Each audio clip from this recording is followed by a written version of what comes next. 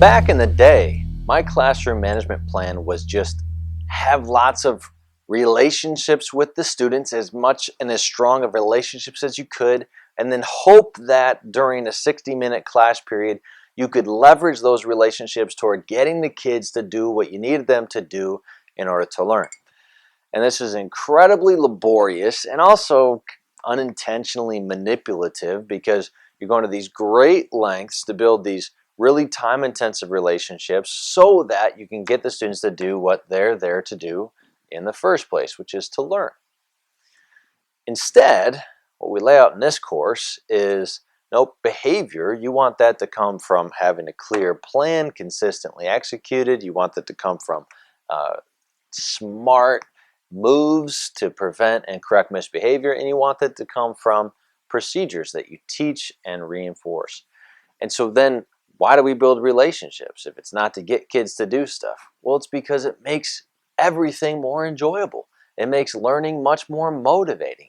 And so Lindsay has given you some excellent tips on building relationships with students, and I just want to give you one more.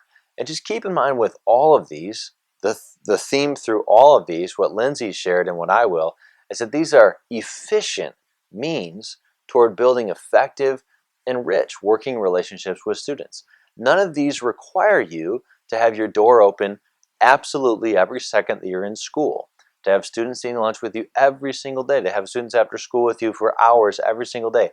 None of these require that, and that's intentional. So what I'm going to share is moments of genuine connection. I've written about this in my blog and my book. So moments of genuine connection are simply this.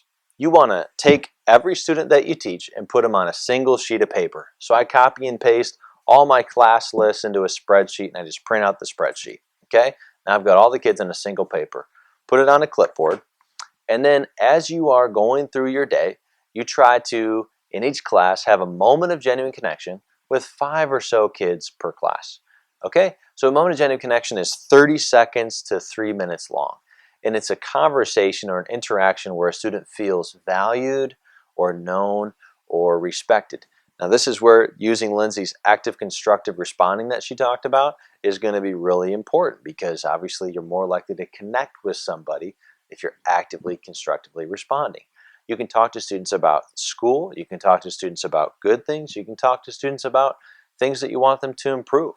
You can connect with them on the game last night, or what's been going on with their family, or just what they're most excited about in their math class. The possibilities are endless, but what's important is that you're creating these moments for every kid in your roster every 2 weeks or so. And if you just keep this thing around and make a little mark, or sometimes I'll write a little note about what we connected on, make a little mark by each student, what you'll do is you'll catch the kids who you would normally miss, and you'll work through one of these sheets of paper about every 2 weeks or so. And that's what you're after. And over time, over the course of a school year, this is going to create over a dozen moments of genuine connection with every single kid in your roster, and that's going to foster the building of relationships.